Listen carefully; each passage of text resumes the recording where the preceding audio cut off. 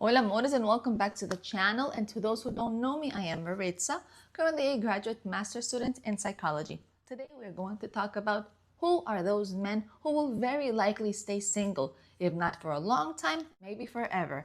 All right? And yesterday we talked about the same thing, but in ladies. Who are those ladies who are likely to remain single for good or forever? If you didn't watch it, I highly recommend you to go back and see it. Let's get into it right now. I will start with a saying in Spanish that goes like this. La soledad es la mejor oportunidad para encontrarse uno mismo. And it means solitude is the best opportunity to get to know ourselves. So my loves, the data out there is undeniable. Men are of course staying more single at record levels than ever before. However, if you look at the comments on maybe any viral video out there, you will see two very completely different stories. On one side, you have men who are what? Who are feeling lonely, who are socially awkward, and who are unable to keep up with the rest. But on the other side, there are men who are saying that they're winning, they're choosing their peace, their financial freedom, and they're opting out of a broken dating market. So the question is, who is actually likely to stay single long term? Is it a choice? Is it a personality trait? Or is it just a lack of skill? So the first type of man who is very likely to stay single for good or forever, guess what? He's not a man who is just single because he cannot find a partner. No, that's not him. He will likely stay single because he does not have a seat for a lady in his life long term.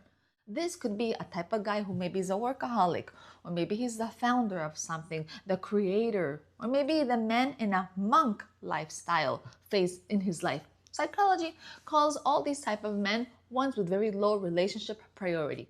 When a man's identity is entirely tied to consuming a mission in his life, like maybe building a company, or maybe specializing in a career, or maybe driven by only one thing, then simply the math of a relationship does not seem to add up for this type of guy. The next type of man who is likely to remain single for good or forever is one who is very high in introversion, but specifically high in avoidant attachment style. In recent studies on the big 5 personality traits, they show that lifelong singles often score lower in the extroversion and the consciousness. For these types of men, for example, closeness feels maybe like a trap. All right, he's the type of guy that if a partner asks him, "Oh, listen, Peter, John, tell me something. Where is this going? Where are we headed to?" He's one who will run like a chicken without a head because he doesn't see a future. So what he just sees is a cage. That's what he sees. This type of guy is one who he values maybe autonomy above everything else. He is the man who says, "I love my girlfriend, but I never want to live with her." These men eventually opt for the peace of a solo apartment lifestyle, especially if this man is put into a corner. Next type of guy who is very likely to stay single for good or forever is one called the socially stagnant type. And we have to be honest here, some men stay single because the tools required for modern dating have evolved so fast that maybe they don't have them or they didn't catch on to them. And these men are ones who are struggling with what the experts call the dating skill gap. Research nowadays show a segment of men who are single due to poor flirting skills, maybe having low self-confidence or having social atrophy. Caused by what? By digital isolation, gaming, discords, and remote work, all right?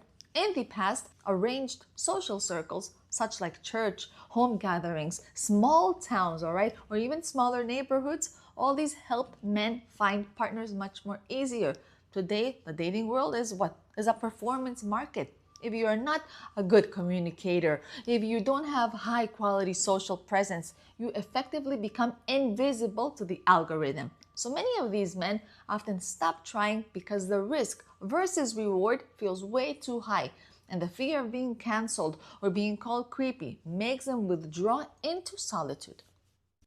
We have another group of men who are likely to remain single for good or forever, and these are the ones called the singles at heart.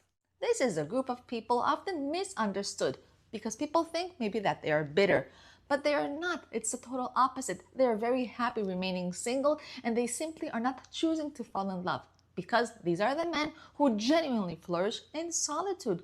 Dr. Bella De Paulo's research into the single at heart shows that for some men, singlehood is the best life they can have. All right, they maybe have deep friendships and they are more likely to experiment continuous personal growth, and their self-esteem is not tied to their relationship status. These type of men, they are not waiting for the one. They've already found the one, and it's who? It's their own lifestyle. And they are more likely to stay single because they're not looking for someone to complete them. And the last type of men who are likely to remain single are who? Are the risk-averse realist. And this type of man is the one who has maybe done the risk assessment, okay? He's done it. Maybe he's usually a bit older, perhaps, maybe divorced, or one who's watched his peers go through messy breakups. And this type of man is one who looks at modern divorce rates and he sees the legals, he sees the financial risks of marriage and decides, listen, the juice is just not worth the squeeze. This man chooses situationships or casual connections over commitment. He wants the companionship, but he wants it without the legal contracts that are tied with the marriages and all these things. And because he refuses to offer the commitment that many women are looking for, he remains single by default, even if he's just dating. So my friends, are men staying single because they cannot get a date, or is it because they don't want one? The answer is, well, both reasons. We are seeing a split, all right?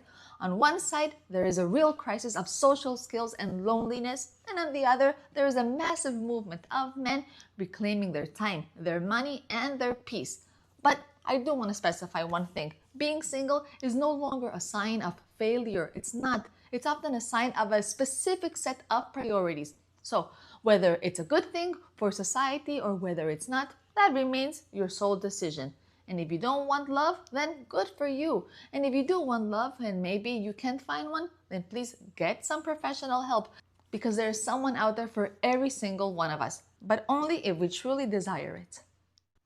And with this, we have reached the end of today's video, but I invite all of you to connect with me through Instagram. Go and check out my other music relaxing channel here on YouTube, and go and see the channel's membership, just in case you may find it useful. Once again, I am Maritza, and know that I will try my best to continue always keep bringing you ways on how to create a better bond with yourself and a more meaningful relationship with all those around you. Mwah. Till next time. Ciao, ciao, my loves. Ciao, ciao, my amores.